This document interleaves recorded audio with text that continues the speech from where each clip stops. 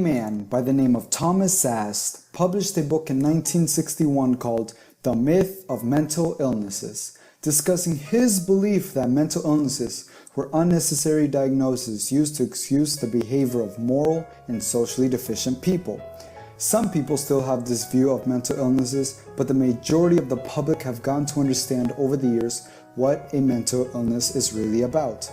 Although we have come to have better understanding of it, there's still tons of myths about it that can have harmful effects on the treatment of those with psychological conditions. So today, we'll be talking about 5 harmful myths about mental illnesses. First, people with mental disorders are likely to be violent. The Sun, a newspaper in the United Kingdom, released an article saying that over 1,200 had been killed by people with mental illnesses in the past 10 years in England. The statistics were true, but what they failed to inform was that 97% of the counted deaths were from suicides. In actuality, criminal behavior in people with mental illnesses is very small, and mentally ill people are the ones who are more likely to experience domestic violence and sexual abuse. They're more likely to suffer an intense psychological reaction to being victimized.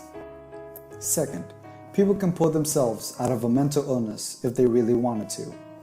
A popular myth, especially with people with depression and anxiety, is just that the person is being oversensitive and could easily fix the problem. This is where the phrases, "they just want attention" or "they like feeling miserable" comes into play. Mental illnesses often have a genetic factor that influences the preposition and chemical imbalances that can't easily be conquered by sheer willpower. It's difficult to even take the first step by seeking help and working up the courage to even admit to yourself that there's a serious problem. Finding a therapist and having to go through a trial and error process that takes up a large amount of time is difficult as well. Some people even choose to fight it themselves. Dealing with a mental illness can be scary, emotionally draining, and exhausting. Having to pull yourself together and fighting through while taking any ounce of support you can get is quite difficult. Third, love and support are the absolute cures to mental illnesses. Therapists and doctors will always tell you that social support is a very important factor when it comes to the recovery process, but it may not always be the surefire way to fix someone's mental illness. We've all seen movies where a child with a serious behavioral problem or a girl who suffers from emotional outbursts is made completely better by the end of the movie because someone went out of their way to inspire a sudden realization that they too can be loved. It's a touching concept, but if you expect this in real life, you'll be thoroughly disappointed. They can be afraid of rejection and social isolation. Although it's great having someone helping and supporting you along your fight, showing that they care about you, a mentally ill person could have a hard time even believing that in the first place. Expecting the process from showing love and affection on the same level of support every single day will be harder, especially on a particularly bad day for the person that's being helped. Fourth, having a mental illness is a social death sentence. The awareness of mental illnesses and what causes them has more than doubled since the 1950s. Mental illnesses have become highly aware and have become more acceptable, more so than physical illnesses in some cases. Some even see that having a mental illness is a sign of a greater understanding of what it means to be a human being. Ardila Gomez found that even living near a place that offers mental health services can raise the rates of acceptance and understanding from 21% to over 80% of the population. People without mental illnesses are understanding what some people go through and are willing to go out of their way to help if they can. Fifth, you will become your label. This is a big fear when it comes to making the decision of going to a mental health professional. Instead of a person, you'll feel labeled as a manic depressive, an anorexic, a schizophrenic, etc. Some clients end up feeling like they aren't seen and valued as a person.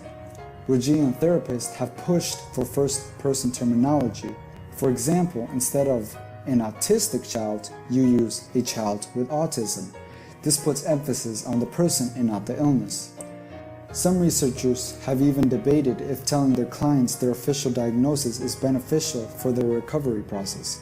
If the client's feeling like the mental disorder itself is the only thing his or her therapist or doctor is focused on, it's highly recommended that they find a new one.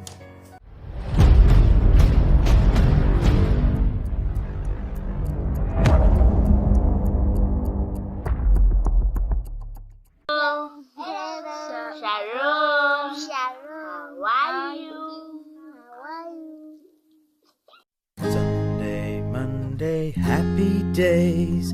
Tuesday, Wednesday, happy days. Thursday, Friday, happy days. Saturday, the Sabbath day. There's so much you can't do. These are the Sabbath hours. Oh, Sabbath day. Satan wants them to be sad. Oh, Sabbath day. Goodbye, gray sky, hello, blue. The Sabbath day is made for you. Day of rest, fellowship too. So much joy for you to choose. The Sabbath days are yours and mine. Oh, happy day. The Sabbath days are yours and mine. Oh, happy day. The Sabbath days are yours and mine. Sabbath days are yours and mine. Happy days.